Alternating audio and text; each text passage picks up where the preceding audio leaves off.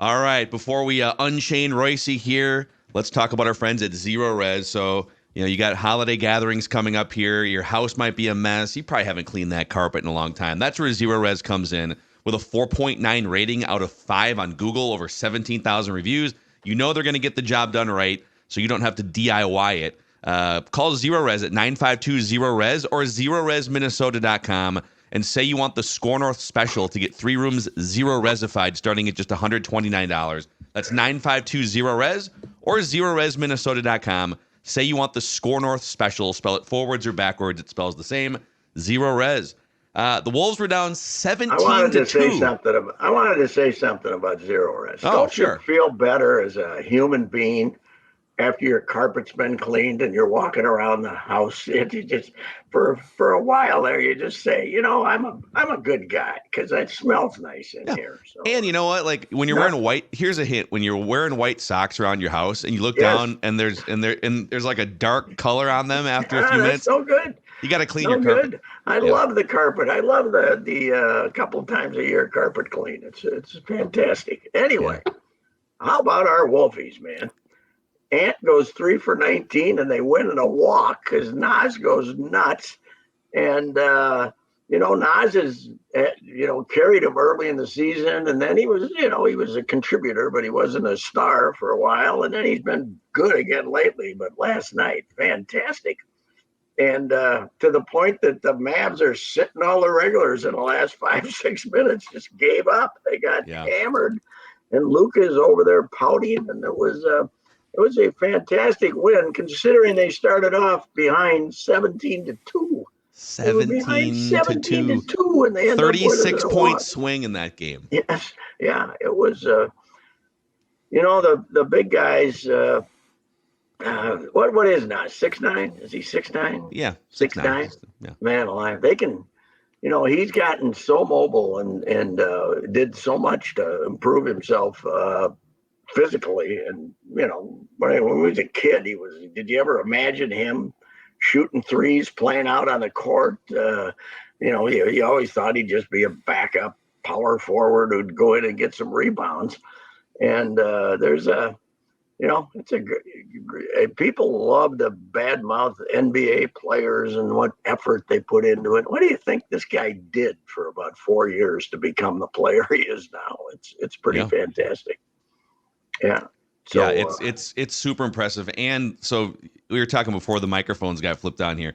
Anthony Edwards was 3 for 19. When he comes back from these like stretches where he's off, you're guaranteed a bad shooting night from him. But he winds up with 11 assists. Yes. And they were plus 20 when he was on the court, even though he went 3 for 19 because he's playing defense. He's making plays for everyone else. So we've been talking about this though. They only have Connolly as a point guard, and I don't know. Did McLaughlin play last night? I didn't.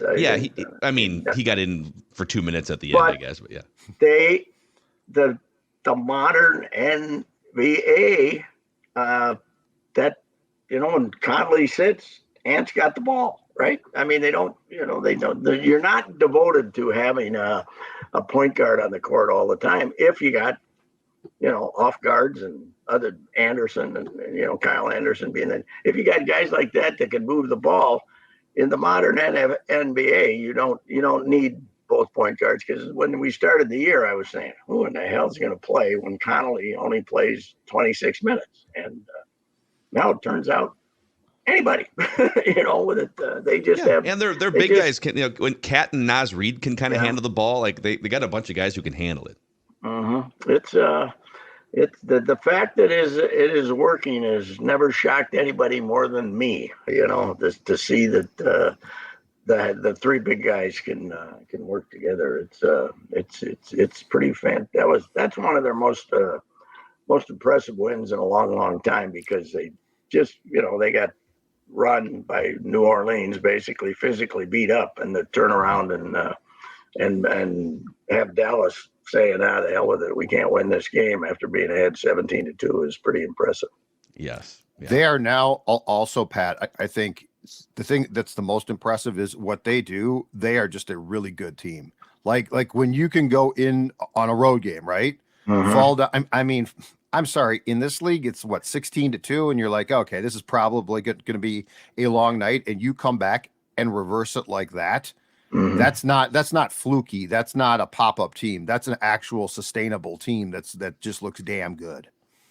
It is, you know what it does tell you too, the modern NBA, boy, those are long games because you know there's leads, there's periods when you're running the other team off the court and it's the middle of the second quarter and you say, yeah, this will be garbage time pretty soon, and by the middle of the third you're 5 points down. The way leads change in that league these days is pretty amazing. Now on the other side, we do have one team with 18 straight losses and another with 21 or 22. What's Detroit now? 22? Yeah, 21 for them. 21 They in a started row. 2-1. They were off to such a great start. And, Now they're 2-22. And San Antonio's 18 now, 17 or 18. It's 18, and they started 3-2. They were off to a great start. Right. And they got the rookie. Has there ever been a rookie a year for a team that goes 9-73? I mean, that would be kind of a fluke. I think we're going to have to look around somewhere else for our rookie of the year. I don't think it's going to be the big guy from San Antonio. It's tough. Yeah. Yeah. There's some real garbage this year in the NBA. I mean, Memphis without Ja, they'll get better when he comes back, and I think we're like 2 games away from that. The Blazers without Damian Lillard are 6-17. The Wizards, we got to rescue Tyus Jones, man. Like someone just send an SOS. The Wizards are 3-20, and poor Tyus Jones is just sitting there. Well, they devoted themselves to being rotten this year. They got rid of Beal and they said, "All right, we're going to be terrible." And they brought in Jordan Poole to help sabotage their season too. It's a great idea by them. He can shoot all he wants to now. So anyway, meanwhile, across town, we get a win, but what's going on there, Judd, in the front office? Tell us about it with the Wild. So according to the story that Reusse posted on The Athletic right before the face-off last night, it turned out Bill Guerin had a complaint filed against him because it sounds like their what amounts to traveling secretary Andrew Haidt filed some type of harassment. Now it sounds verbal. It does not sound like, and I don't know if it's an ongoing thing or if it was a one-time thing, but it was bad enough for him to go to HR here. But here's what we still don't know. Okay. So the Wild had 2 investigations going from outside firms. Mm-hmm. This was one of them. And they came back and said, it's not enough to fire Bill Guerin. We still don't know. They're not saying it didn't happen, but no. It sounds like it definitely did. But the thing we don't know is what the other investigation entailed and why the salary cap guy O'Hearn stepped down. We don't know if that's connected. We don't know if that's a separate one. It's never good to have multiple investigations into your team and possibly GM, however, during the course of a season. How did we all know Andrew used to work for the Twins like 10 years ago, and like how did his name, like this is kind of an internal, did Reusse put his name out, or why is his name Reusse even out but my publicly? guess is Haidt. Reusse put it out, but my guess is Haidt had to have talked to him and okayed it. I don't think that he would have put it out there without. Yeah, it's when that happens, you're supposed to keep the complainant quiet. So maybe it'll good luck to Andrew with that situation. He must. I would guess he's planning on departing, right, and possibly getting a severance or something. Like I can't imagine that you would have that you would sign off on that being reported with your name. And then try to come and back. just go back to work. Hey, hey Billy, what's up? Where are we going next? Andrew, good to see you. We're staying at the Four Seasons, okay? Yeah, but we all knew him, dealt with him. He's a good guy, So I love Andrew. You know what, He's an Pat? awesome guy. Not to make light of this thing, but you know what, Pat? This proves your good buddy Ron Caron, former GM of the Blues, could not have survived as the GM of the Blues in 2023. Well, I don't know how he handled his employees, but if he handled them anything like he did a game, his officiating, his conduct towards officiating would have gotten several suspensions. I would guess if you're down there between periods, pounding on the door of the referee's room Louis! saying, "Come out, you SOBs." They might have treated you a little differently than they did back 30 years ago. Louis locked the officials in the officials room at Met Center, and they had to call for help. Yeah, they, the threshold for verbal abuse in the NHL is a little higher than any other league. So it's interesting, though. But as you said, what was it? O'Hearn is the guy. Yeah, he's the cap guy who quit the day, or he was either fired or quit. We don't know. It was mysterious. Well, the good thing is you can go on to Twitter and look at the responses, and these people all have it all figured out. So that's good. Even though there's nothing out there, they all know what it was. It was sexual, or it was lying, or they all know what it is, even though they have no idea. But let's just throw it out there. Say what we're Assumptions sure now are breaking news, Pat. Assumptions are breaking news. Yes, they are. Hey, I bet this happened. I'm going to put it out there. Yes, So Billy's not getting fired, right?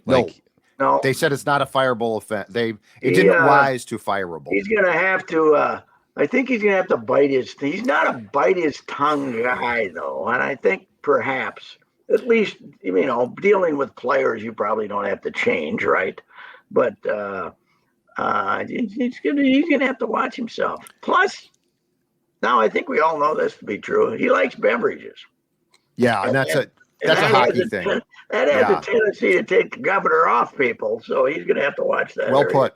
So, well put. But yeah, so he was to Pat's point, he didn't return, I don't think, because Mike texted him to ask for a comment. Sarah did, I saw. I'm sure Shipley did. He didn't return any texts, and I saw him. He was in the GM's box last night, and that man looked like he had just had a colonoscopy. He looked miserable. Yeah, because he knew this was coming out, I suppose. So the statement said the Wild will not make any other comment. So the statement that they sent out, so that's what he can hide behind here, right? So they're probably afraid that they're going to get, my guess, again, speculation that I'll say as fact. My guess is that they're afraid that they're going to be sued here eventually. And so if Bill Guerin starts talking about it, it's going to provide fodder. So yeah, well, the fact that Andrew's name is out there now is, as Phil said, that's a little different than most of these situations. The Star Tribune, when I started there, Pat, as a copy boy, let's just say that I think I've got some potential legal action in retrospect now, because my first day on the shift, Sansevier was covering a Chiefs-Vikings preseason game in KC, and he filed a story. It was my first day. I had no clue. He called in and said, "Check for my file." And I'm like, "Bob, I'm not quite sure how." And he started screaming. Yes. So I think I've got, in retrospect, I think some damage was done. Back in the St. Paul days, way back, you had the phones on the desk that were tethered to these big, thick, almost telephone lines. They were like these big things. And you could throw that SOB, when you were in a fit of temper, and it would all come flying back. It would get out there about 10 feet, then come flying back. And there's some of those hurled telephones when somebody screwed up on the desk on deadline would probably be back then you used to just say, because I never saw one hit guys, but they almost did a few times. And but then you'd make peace over across the street at Luigi's and buy the first round and everything would be fine. But that's not the way it works anymore. So. Yeah. And can you imagine hockey when Bill Guerin was coming up as a player, a youthful player? Can you imagine whatchamacallit, Trottier talking to Brian Bellows and the famous video? That was just conversation in the NHL back then. Oh, it's still, I think it still happens, but yeah. Well, and if you go back to like the GMs and things, right? Oh yeah. I remember during the time I interned for the North Stars, Jack Ferreira, who was GM at the time, and I'm not joking, he would come in and scream at his poor secretary. I saw her cry like 5 times. Mm-hmm. He would just come in and scream about things. And he came off in his public as more of a mellow guy. Really, he wasn't by standards, but I didn't. He was crazy too. So yeah, I think he actually did get help for it. But at that time, you didn't say, hey, your GM needs help. The GM said, F all of you. That was better than being Norm's track, secretary. You needed track shoes in those days. So yeah, poor Kerry. Norm, but yeah, hockey is. It's but they won another game. What the heck? What are they? 6-2 with this guy now? 6-2. Yeah, 6-2. 6-2. Yeah, Boldy has scored 7 of his 8 goals. He had 1 goal with Dean as coach. And Rossi's playing good too, right? Yeah, Rossi's they're playing good. Yeah, and the goaltending, which is the most important thing. Yes. Gustafson's standing on his head now. Yeah, well, yeah, and he looked like boy. Why did they give this guy a 3-year contract? So. Yeah. Anyway, speaking of sparking teams with firings, I don't know if it's happened yet, but did you guys see the Chargers Raiders game last night? Thursday Night Football. Well, last I looked, it was 35-0. What did it end up? Oh, so you ducked out before halftime when I think it was 40. Was it 42-0 at halftime? I'm pretty sure. And they wind up scoring 2 defensive touchdowns. 63-21, I think, was the final score. This is a team that got shut out by our stout Vikings last week. Puts up 63, and at least 49 of them were offensive touchdowns. Yes, that is correct. Wow. Yeah, that kid's gone. Did I tell you guys I was listening to Gannon the other day? And I just happened to be in the car, and you told me that he was doing his NFL show. He was, he isn't a real fiery critical guy because he likes to have his contacts. He was I can't think of a better word than disemboweling the coach of this the Chargers coach. He just was level at him last week. Can you imagine? And the only reason he saved his job is because Spanos is the Spanos family, the owners, are such belligerent people that because everybody was telling them they had to fire this guy, they wouldn't fire him. Well, they don't have much choice after last night. It's great. It's always funny when the media guys, like the beat writers, get mad. So after the game, one of the I don't know who was asking the questions because you could only see Staley at the podium, but Staley's up there literally looking like the most depressed coach in history. And the question was, do you think you'll still be the coach tomorrow? And he goes, I don't know. Like a couple weeks ago, he was defiant. He goes, I don't know. Rob Lear was back in the media. I know he's a promotions guy. He's a PR guy. I didn't know Rob. That was Rob Lear question the day right after a game. That was Rob Lear was my all-time favorite because he drove Sid crazy. You'd come in there, you'd have a nice press conference, he'd throw a hand grenade. That was great. Coach, do you feel worthless as a human being and father? Right. No, so the first question was, do you think you'll be the coach tomorrow? And he's like, I don't know. And then the follow-up question was, do you think you deserve to be the head coach tomorrow?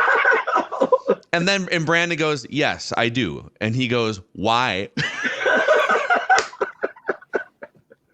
I wonder if this was a beat guy, just a regular beat guy. I don't know. Yeah. I don't know. When you're in trouble, when they start sending out the news guys, was this one of the news guys? Yeah. You look out. When the TV stations say, Chris Long, you can't handle it. We're going to have our investigator come out and ask, what is wrong with you If people? Hauser shows up, you're screwed. It's like if Kessler, right. Hauser, Tom Lydon, you're like, okay, this is over. Lydon's gone, right? Isn't Lydon gone? I think he just left, but man. He could throw the hand during grenade. Love Boat, Pat? Oh, Lydon was unbelievable. It was incredible.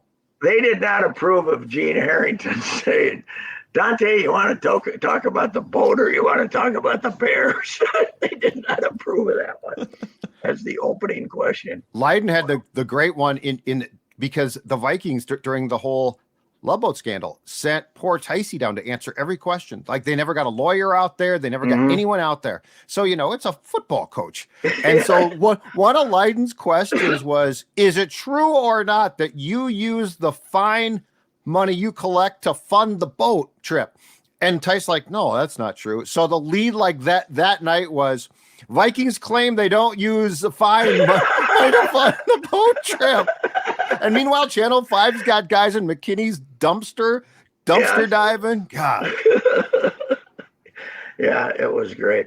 It was a great time in Minnesota. And now we get a assistant coach who gets a DWI, and I get all these emails saying, "Oh, you should write a column about this." What? We used to get 2 a week. What the hell are you talking about? You know, they do such a great job. The surprise of the West Phillips things was it got out. That's what was a surprise.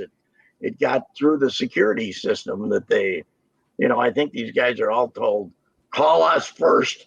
You know, when you're in your car, get on your cell phone and call us, and we'll try to cover this thing up. It will never equal 13 and 18 months. That's world class right there. Hassan Jones trying to sleep it off with his keys in the ignition and got pinched for the Dewey because he had the keys in the ignition despite the fact he was sleeping. And then we learned our lesson that take the keys out of the ignition when you're drunk and not driving. So throw them in the back of the car as far as possible. Oh my God. All right. Speaking of responsibly, you should not have alcohol inside of a car. You should, but you go get a car from Reusse's friends. That's Jim and Brett Paul, Valley Group of GM dealers, Hastings. I haven't been out to that place, but Apple Valley is my store. I bought my last 5 or 6 cars there. Everybody is in a whole mood right now. The buyers, the sellers. They got tremendous interest rates going. They got big inventory, and the prices themselves just are better than they've been in quite some time, almost since the pandemic started. So get out there and get the old holiday vehicle for the. I said before, the old man used to bring home the new station wagon about once every 3 years, and he would always do it at Christmas time. And this is it always kind of, you know, just like cleaning the carpet, getting a new car really perks up the family, don't you think? Yes. And this is the place to go. They're very trustworthy, loyal guys. They'll take care of you. They got veteran salespeople out there, and you know, just go out, give them a try, and I think you'll be, if you're looking for a new car, you'll be happy with both the products and the treatment you will get from Jim and Brett Paul's Valley Group of GM dealers, Hastings and Apple Valley. That's where I buy my cars for over a decade. Yeah. All right, Pat. Enjoy a Vikings Saturday tomorrow, and we'll recap it. I am going to go see the Wild for that 1:00 matinee on Saturday. Not often do you get. I thought they might change the time because they're going against the Viking game, but they're one. They don't care. Their fans will still fill that place up. So, and hopefully everybody's getting along over there now, and the verbal confrontations are more polite. Watch the F-bombs, Pat. Watch the F. Yes. I know you're prone to an F-bomb or two. I don't want you to get in trouble. I better watch it. Yeah, sometimes in the press box. When usually does it count if you count if you're swearing at your computer? Does that can't, you know? You should have at that Gopher hockey game, the women's game last week, when my computer went to hell, I was throwing out some F-bombs, but they were aimed at the computer, so I don't know. If somebody hears a stray F-bomb, you never know. Okay. Well, okay, good. Thanks for the warning. I'll take it to heart. Okay. See you guys. All right, there it is. Reusse Unchained, untethered here on Score North.